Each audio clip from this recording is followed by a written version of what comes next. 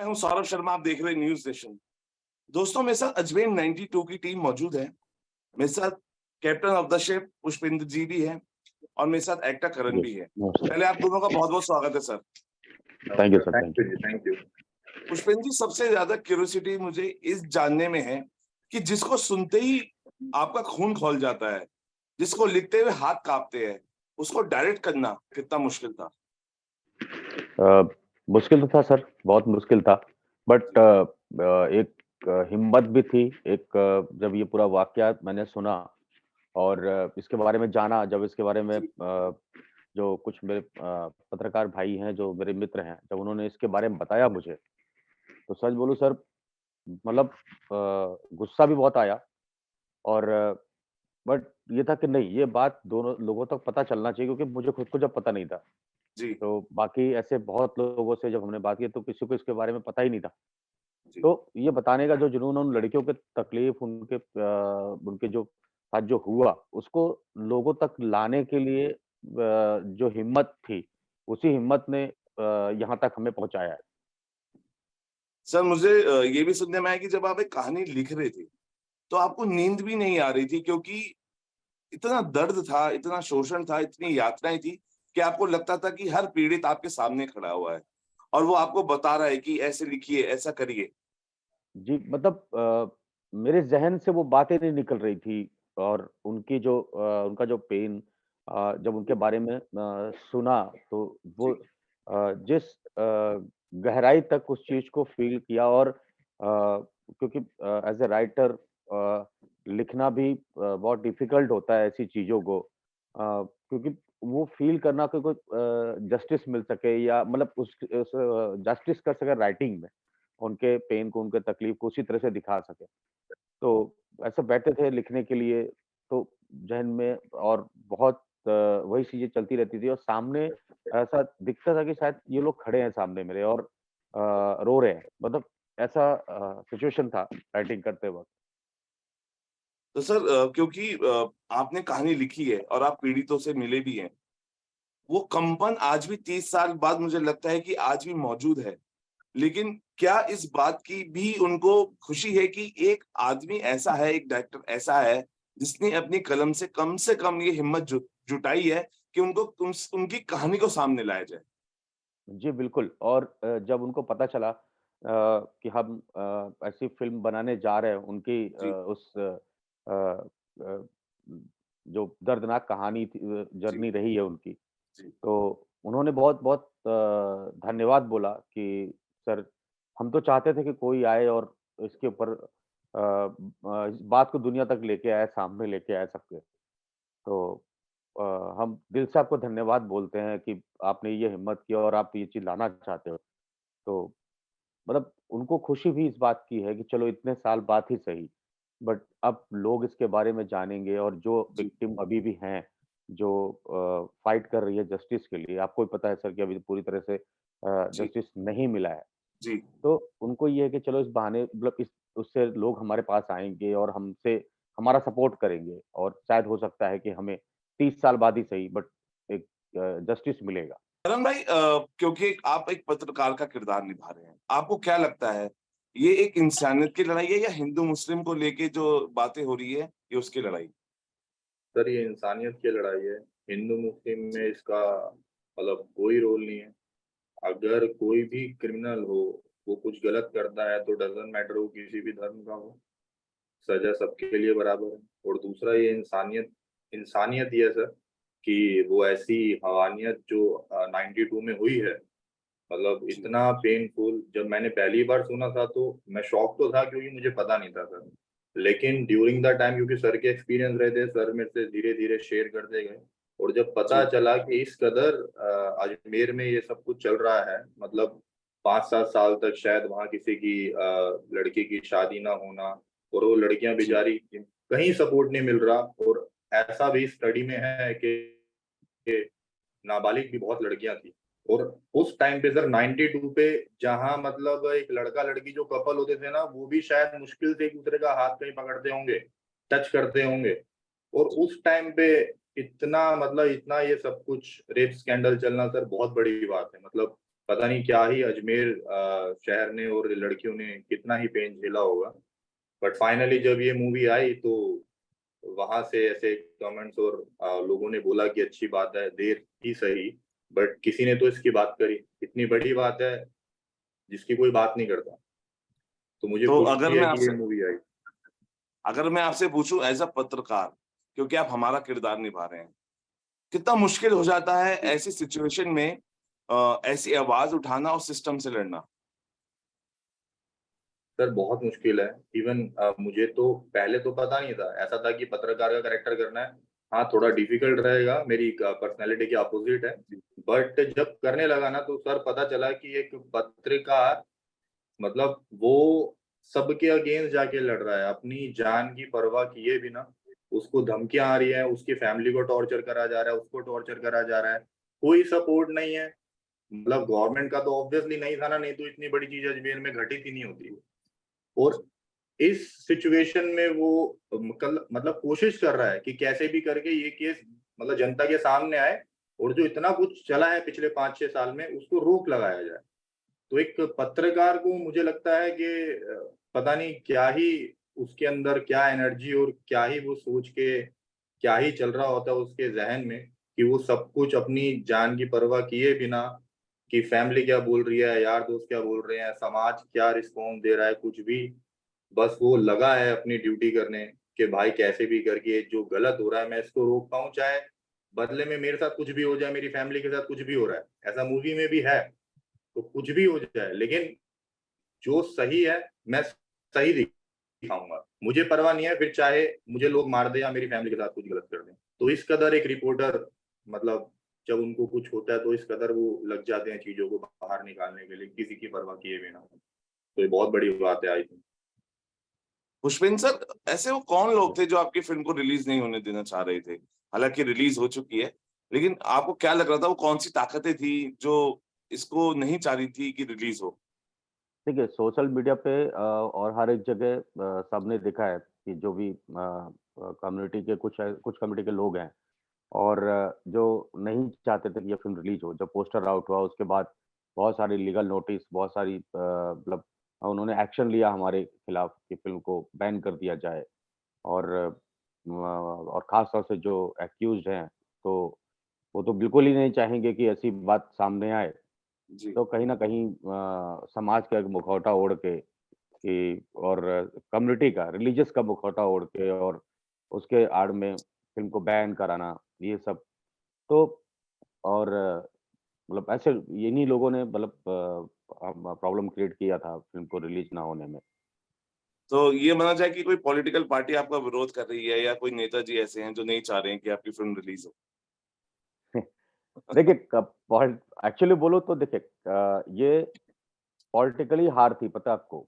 उस टाइम पे भी ये जो हुआ था, हम जी। इसको कोई हिंदू-मुस्लिम का एंगल ना देकर, अगर हम जी। एक सच्चाई देखें बिकॉज़ देखिए क्या है, किसी भी क्रिमिनल का कोई धर्म, मज़हब नहीं होता, ठीक है? उस टाइम पे सबको पता था कि सेंट्रल में गवर्नमेंट किसकी थी और जब ये बात पूरे देश में फैली तो इसको कैसे दबाने की कोशिश किया गया था और उस टाइम पे जो सरकार स्टेट में थी, उस सरकार ने जब ये मुद्दे को बाहर लाने में जो भी कार्य किया, तो उसके 6 महीने बाद वो सरकार गिरा दी गई। तो और उस टाइम पे शायद इतना पावरफुल सरकार नहीं थी स्टेट गवर्नमेंट जो थी। तो ये हार गवर्नमेंट की थी उस टाइम पे, जो भी सेंटर में बैठी एक सरकार थी जिसने इसको छुपाने की कोशिश की, दबाने की कोशिश की और ऐसा दबाया कि लोग भूल गए इसके बारे में, ठीक है? तो सर और 30 साल के बाद लोग इसके बारे में बात कर रहे हैं। तो आज हाँ, ये है कि देखिए मैं किसी पार्टी या किसी उसकी बात नहीं करता, मैं जी। सरकार की बात करता हूँ, जो भी जी। है।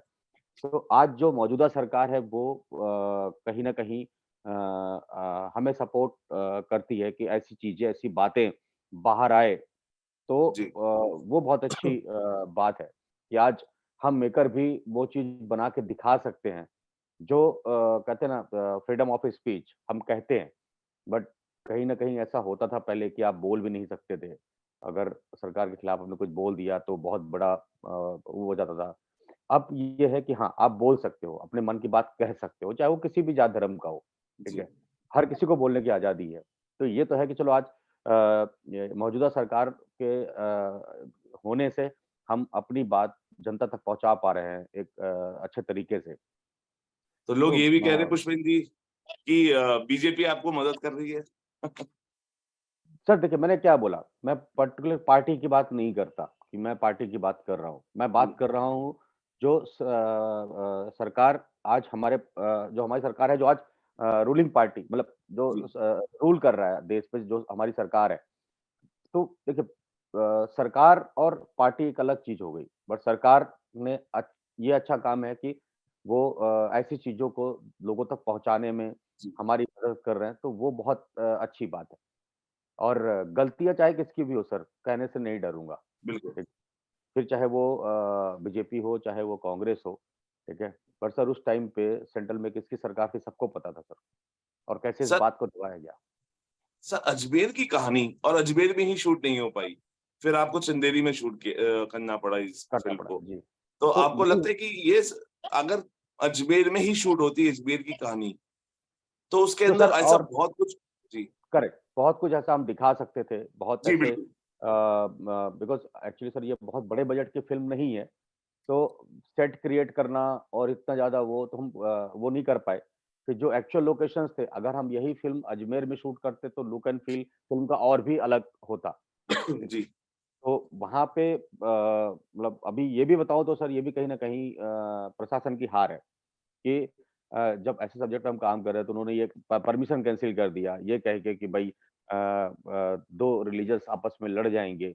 जी, सर सच्चाई के लिए नहीं मतलब चाहे कोई भी रिलीजियस हो, गलत हुआ है तो उसको गलत ही कहना चाहिए, ना कि अपने आप को अलग एंगल में ले जाके और ये बवाल करना है सब। फिर उन्होंने परमिशन कैंसल कर दिया हमारा, हम शूट नहीं कर पाए वहाँ पे, ठीक है? और ये भी कहा गया कि अरे पुष्पेंद्र जी आपको पता नहीं यहाँ तो भंसाली को मार पड़ी है, आप कौन-सी चीज़ हो? मतलब ऐसी बात कह के डराना और इस तरह से और सर डर तो होता ही है बिकॉज़ इतनी बड़ा क्रू होता है हमारे साथ, जी, हमारे एक्टर होते जी, हैं, फिर सेफ्टी की रिस्पॉन्सिबिलिटी भी हमारी होती है।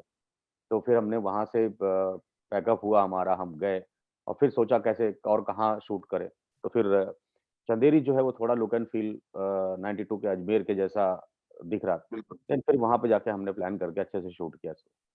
तो क्या अजमेर के लोगों को ये फ़िल्म देखने को मिलेगी या वहाँ पे भी किसी साजिश के तहत रिलीज़ नहीं करने देंगे लोग? देखिए, अभी तो हाई कोर्ट का ऑर्डर आया है कि भई फ़िल्म को बैन ना किया जाए। राजस्थान बिल्कुल। हाई कोर्ट का ऑर्डर है। जी, जी। तो अभी तो फ़िल्म चल रही है और लोग जा रहे हैं देखने के लिए फ़िल्म। तो ये अच्छी बात है कि वहाँ की जनता का भी पूरा सपोर्ट मिल रहा है हमें। उनका भी प्यार मिल रहा है हमें और वो बात जो हम कहना चाहते थे उन तक पहुँच रही है। करण भाई अगर मैं आपसे आप दोनों के लिए सवाल है मेरा। अभी एक ऐसा ही इंसिडेंट मणिपुर में देखने को मिला है। देखिए, वहाँ पे अगर आप वाकिफ़ है उस इंसिडेंट से, आपने अगर वीडियोज़ देखी है, खबरें देखी हैं, उस पे आप दोनों क्या कहना चाहेंगे? बिकॉज़ ये भी एक एक ऐसी घटना है जिसने झकझोर के रख दिया है। जी, ये एक्चुअली बोलूँ तो बहुत बड़ा जघन्य अपराध है ये जो हुआ है और ऐसा नहीं होना चाहिए। और लोगों की मानसिकता क्या होती जा रही है, ये सबसे बड़ी मतलब टेंशन वाली बात है कि जितना हर तरह से हम लोगों को सच्चाई और जागरूकता की ओर बातें करते हैं औरतों के लिए जो सेफ्टी और उनकी जो उसकी बातें हैं, जो गलत हुआ उनके साथ, हम उसकी बातें करते हैं। और ऐसे ही टाइम पे ऐसी चीज़ें होना मतलब लोगों की मानसिकता बहुत खराब हो चुकी है सर। और कहते हैं कि कहीं न कहीं लातों के भूत बातों से नहीं मानते सर। तो कहीं न कहीं जब तक डर नहीं पैदा होगा, तब तक लड़कियों के साथ गलत होना बंद नहीं होगा। तो सरकार को कुछ ऐसा करना चाहिए, कुछ ऐसे कानून लाने चाहिए, जो हमारी औरतों, हमारी बहन बेटियों के लिए को उनको प्रोटेक्ट करे और अगर उनके साथ कोई नज़र उठा के भी देखे, तो डर लगना चाहिए उसको, कि बिल्कुल। अगर ऐसा कुछ हमने सोचा भी तो हमारा हाल ये होगा, हमारी हालत ऐसी होगी।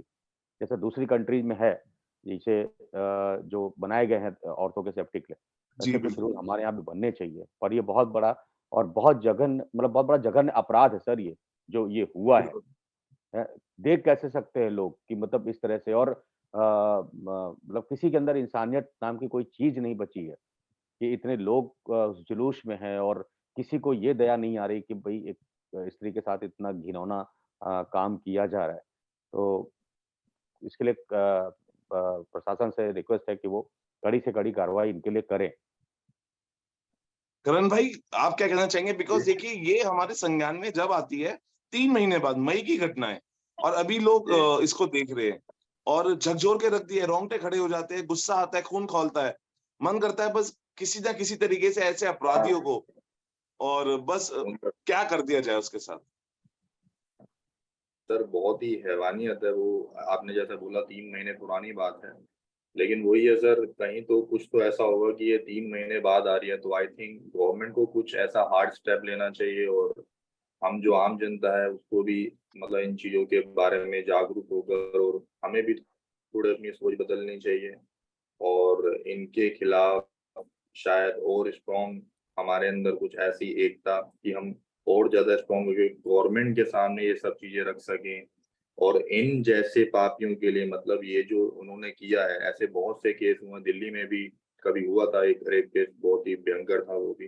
तो पर्सनली मैं अपना पॉइंट ऑफ व्यू, तो मेरे को तो ऐसा लगता है कि यार इनको तो ऑन द स्पॉट मतलब कि ना मार देना चाहिए, इनसे तो बात भी नहीं करनी चाहिए, सजा-वजा तो सब अलग बात है। तो मेरा पर्सनल ऐसा पॉइंट ऑफ व्यू है, लेकिन हाँ, ये जो हुआ गलत हुआ, मतलब सुन के देख के ना सर ऐसा हो दिमाग घूम जाता है कि यार ये मतलब इंडिया जैसी कंट्री में मतलब इतनी पावरफुल देश है, इसमें ऐसी चीजें क्यों हो रही हैं यार? क्या है? क्यों? मतलब कोई मतलब नहीं है ना यार। तो मेरा ऐसा मानना है सर। पुष्पेंद्र जी, कश्मीर फाइल्स आती है, केरला स्टोरी आती है, फिर अजमेर 92 आ रही है। थोड़ा-सा अभी लोग अवगत हो रहे हैं चीज़ों से, जो शायद अवगत नहीं थे। ऐसी कहानियाँ जिसने इमोशंस अ, जिसमें इमोशंस हैं, सच्चाई है। आपको लगता है कि यस, अभी सिनेमा में वो हिम्मत है, सच्चाई दिखाने की, जो अछूती थी कुछ दिनों से और अभी डायरेक्टर्स, आप जैसे डायरेक्टर्स हिम्मत जुटा पा रहे हैं सच्चाई दिखाने की, लेकिन जिस तरीके से आपको सिचुएशंस का सामना करना पड़ रहा है और जिस तरीके से आप फेस कर रहे हैं चीज़ों को लेके, लेकिन हिम्मत जो जुटा रहे हैं, आपको लग रहा है कि हाँ, डायरेक्टर्स अब आगे आ रहे हैं, सिनेमैटिक के थ्रू और सच्चाई ला पा रहे हैं लोगों के सामने, जो शायद जिससे वो लोग अवगत नहीं थे। जी।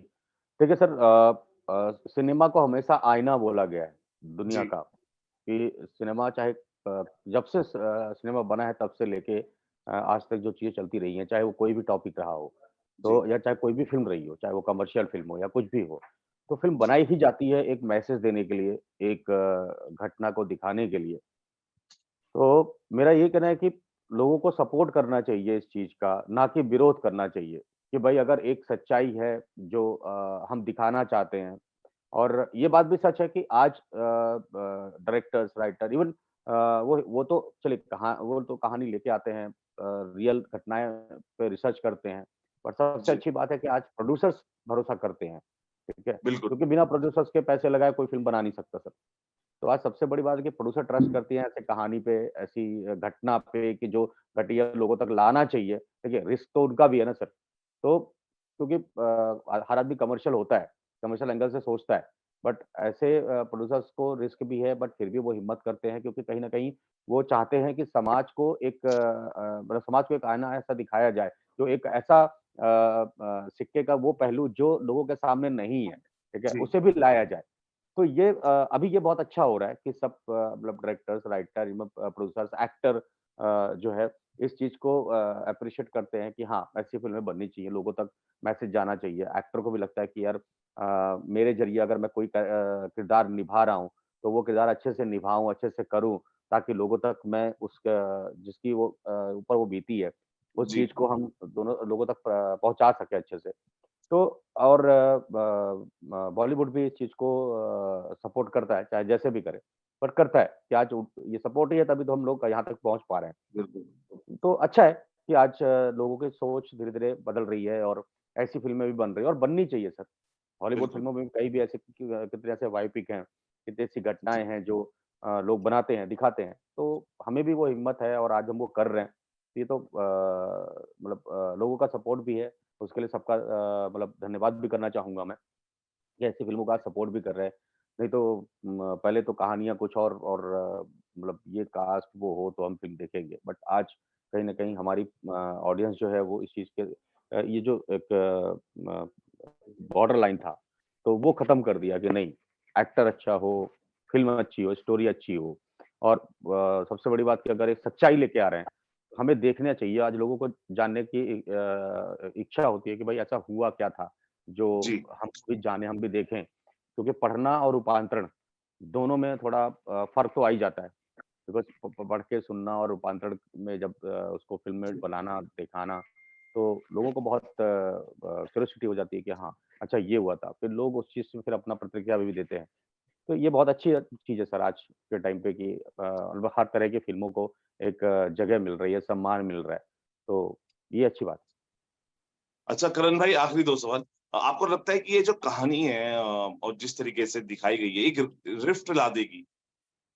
क्या ला देगी सर? रिफ्ट रिफ्ट रिफ्ट ला रिफ्ट देगी। जी, जी, जी, जी, जी, सर। Absolutely sir. इतने टाइम से जो चीज़ नहीं आ पाई थी, अब फाइनली वो चीज़ आ पाई है। जी, और मुझे लगता है कि ये देखने के बाद मतलब एक जो ऐसी सोच थी कि पता नहीं ऐसा क्या ही होगा कि अजमेर में जो केस ऐसा कुछ हुआ था उसकी लोग बात नहीं करेंगे या जो बात करेगा या कभी सवाल उठाएगा मतलब शायद ऐसा सबको लगता है इनसिक्योरिटी हो कि उसके साथ कभी कुछ ऐसा गलत ना हो जाए, जो भी है। बट आई थिंक अभी ये चीज़ आ गई है, तो मेरे ख्याल से अब दोबारा ऐसी चीज़ों पे ऐसी बहुत जगह, बहुत से स्टेट्स में कुछ ना कुछ ऐसा घटित हुआ ही है, जिसकी आज लोग बात जी, नहीं करते हैं। तो जी। मुझे लगता है कि केरला स्टोरी जो इससे पहले जो मूवी आई थी, वो भी उसकी भी कोई आई ना एक चीज़ बाहर निकल के जी, इस तरीके की। बट ये जो अभी अजमेर 92 है, 92 में जो इतना बड़ा सेक्स स्कैंडल हुआ लड़कियों के साथ, जो भी घटित हुआ है मतलब बहुत ही हैवानियत थी वो। तो वो आज उसकी बात हुई है, वो चीज़ सामने आई है और मुझे लगता है ऐसा कुछ भी कहीं भी ऐसा कभी हुआ होगा या जैसा भी होगा इस मूवी के माध्यम से जो लोग, जो फैमिलीज़ ये देखने जा रही हैं, जी, वो सिर्फ ये रियलाइज़ कर सकें कि अगर आपका बच्चा आपको कुछ बता रहा है, उसके साथ कुछ ऐसा हो रहा है, तो प्लीज़ उसका सपोर्ट करें बिना ये सोचे-समझे कि दुनिया, समाज क्या कहेगी, उसको चुप करा दें। उसके लिए फाइट करें, उसके लिए स्टैंड लें और कुछ भी हो, उससे सुने, समझें और उसका स्टैंड लें। उसको दबाएँ ना। अच्छा पुष्पेंद्र जी आपसे आखिरी सवाल कि जब आप ऐसी फ़िल्में बनाते हैं, हिम्मत जुटाते हैं और आपको लगता है कि जो बड़े-बड़े कलाकार हैं, जो बड़े-बड़े चेहरे हैं, जो बहुत ही कमर्शियल फ़िल्म्स कर रहे हैं और हज़ार करोड़, 500 करोड़ की फ़िल्मों का बिज़नेस कर जाते हैं। अगर आप उन्हें अप्रोच कर पाएँ, क्या वो कभी ऐसी फ़िल्मों का, जो आप आईना बता रहे हैं, वो हिस्सा बनना चाहेंगे या बनेंगे? बनेंगे सर, ज़रूर बनेंगे, क्यों नहीं? देखिए, क्या है एक कलाकार है और कलाकार कभी किसी मतलब पर्टिकुलर चीज़ों पे नहीं जाते। वो सिर्फ़ अपनी मतलब उनको जब ये लगता है कि इस किरदार में या इस कहानी में वो पोटेंशियल है, वो चीज़ें हैं, तो वो भी उस चीज़ को एप्रिशिएट करते हैं और वो भी काम करने के लिए सोचते हैं, ऐसा नहीं है।